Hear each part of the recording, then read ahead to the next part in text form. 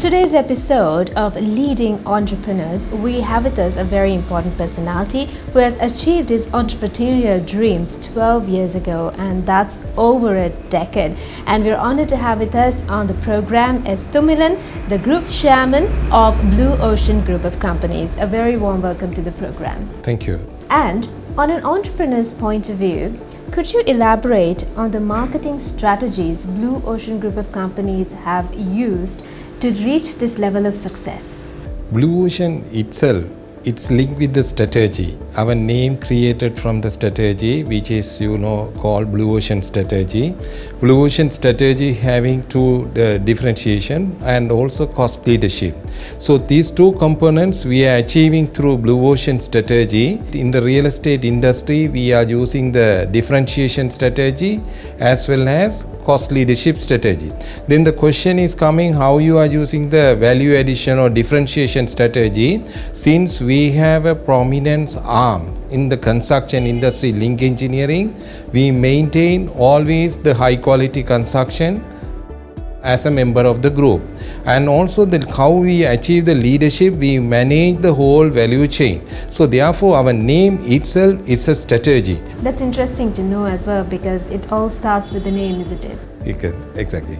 And let's also talk about investing in Kelsey Homes. Why was this considered the best option at this juncture? Blue Ocean, actually, we main focus was in the apartment industry, whereas the market forces sometime moving negative towards the industry, such as implementation of the value-added taxes, etc.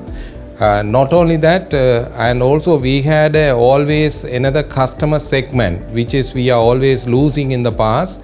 They want to live in only in the gated community, individual houses. So this was a very good opportunity for us to capture that market. It's a different segment, and also which not liable for value-added taxes at present. So therefore we hedge our risk by mitigating acquiring the Kelsey Home, which is also one of the most privileged company and had done lot of project with the history of so many decades. So therefore it is a good strategy to mitigate our risk, and also it's a related diversification, so we can achieve economic of scale in our cost factor. Let's also touch on the macro economy. In your point of view, how was macroeconomy and how has it turned around? If you look at the situation in 2022, and there has been very bad impact to the Sri Lankan economy due to the first factor is started with Corona, then subsequently constitutional changes. So it was continuing like that for a while. So the interest rate has forced to jack up, and then the foreign currency issues came.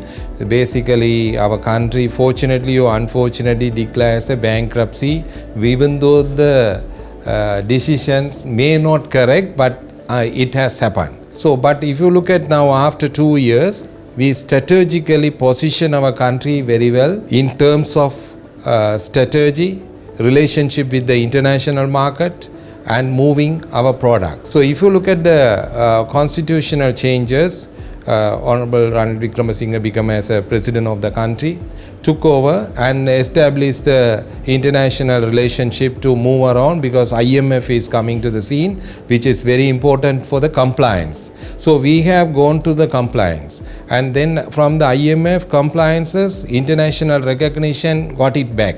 Then recently the central bank governor itself said the interest rates are coming down. Then we brought down the exchange rate also to the controllable level, but still it has to further improve. But at the moment we are in a controllable situation. So we look at these all recent movement are in a very positive way. So we are very confident our industry will move forward. It's looking very promising. Exactly. And let's also touch on the microeconomy. How does it affect the SMEs, and this in particular is for the construction sector? There had been honestly the very bad impact to our industry that nobody can challenge that due to various factors. construction and real estate I will take together because these are related product. So what happened is, one issue came, the government decided to discontinue all the government projects due to the insufficient fund, or which may be not necessary at present to the country. So priority basis. So therefore they suddenly stopped the project. So one of our group member, Link Engineering, had impact on that because we were doing lot of government project which had an impact to the group. Then second came the import ban came on the building material and many other items, which has artificially increased the building material prices in the market. Some it has gone to 50% to some of the item even 300%, 400%. So which had increased our cost factor and is a huge price escalation came to the industry. So when the price escalation came to the industry, we were in the real estate. Fortunately, unfortunately, our most of the contracts are fixed contract. That means selling prices are fixed. When the selling prices are fixed, when the artificially prices has increased, there is no way to hedge. But luckily, Blue Ocean had so many projects, and so we are capable of hedging the risk. But many developers who are doing only one project and one location had suffered because they don't have the opportunity to hedge that risk, either location wise or the product wise, because only one product is available. Some of the developers has already pre-sale at a reasonable cost or below cost. So when the price escalation comes, it is a not viable project. So this has affected the industry, but now things are getting better. It's kind of balancing out. Now balancing out now. And finally, Mr. Thumilan, I'd like to also touch on the international exposure the Blue Ocean group of companies has. And you did mention that you've been getting a lot of projects despite the fact that the country was going through a crisis as well. So could you also elaborate on how the Blue Ocean group of companies contribute to the Sri Lankan economy? You know, people of Sri Lanka are thinking only our main source of foreign currency is housemaid and foreign remittances or tea or garments. But please remember, our construction industry and the real estate industry, it is bringing massive amount of foreign currency to the nation. In the form of when they buy apartment, they pay foreign countries, customers pay in foreign currency, even though it converted to rupee in Sri Lanka. So we in anywhere in the world, real estate is the highest contributor to the economy. If you see Dubai or Bangkok or India or even other countries, we are the real estate, even Singapore. The real estate is the real contributor to the national economy and GDP, almost at least 7%.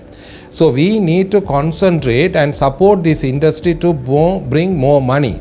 But I think the recent move we have made with the international companies like Adani Group and Tata Group, which may bring lot of international investment to Sri Lanka and also high infrastructure development to the nation, which is very important. When the infrastructure development is moving, the tourism will be automatically get attracted, and now even including the Japanese trail going to come, so which will be move the city and make the city more beautiful, so which will attract the tourism in well manner. We now move on to the rapid fire question round. First question: negative publicity, is it something to embrace or ignore? It should be ignored, but for the simple reason, most of the publicities are not based on the true fact, so we should ignore. And also about AI, it's kind of a growing trend, isn't it? So do you think that the real estate sector will be using AI in the best possible way? Yes, it's the latest technology everywhere is using. If you see other countries, by locating even artificial intelligence, they can locate the land prices in close by locations, so which will be very useful, but we will move on that. Traditional marketing or influential marketing? I think we had to use both as a moderate strategy. We can't say we had to go through both. Thank you very much. That's it on the rapid fire zone. But finally, Mr. Thumilan, do you like to say anything to all the real estate enthusiasts who are watching us right now? Yes, The real estate, most of the richest people in the world, they invest in real estate, and so we need to analyze the location is number one. Like that, then the cost factor, we should not go for the artificial prices, and then you have to evaluate the developers, construction qualities and other factors. But anyway, we have a developers association, we are all friends together, we work together. Therefore, all customers are welcome to any of the apartment, not only Blue Ocean, any of the apartment which you prefer, at your choice. Thank you very much, Mr. Thumilan, for being a part of Leading Entrepreneurs. It was really nice talking to you. So wish you all the very best with your future endeavors as well. Thank you very much. It is a very privileged program, and we should continue this type of program to the nation, which will be very useful to report the true fact of the country economy. Thank you so much once again. And with that, we've come to the close of this episode of Leading Entrepreneurs. It was certainly a very insightful episode with Mr. S. Thumilan, who is the chairperson of Blue Ocean Group of Companies. Thank you so much. Catch you again on the next episode of Leading Entrepreneurs.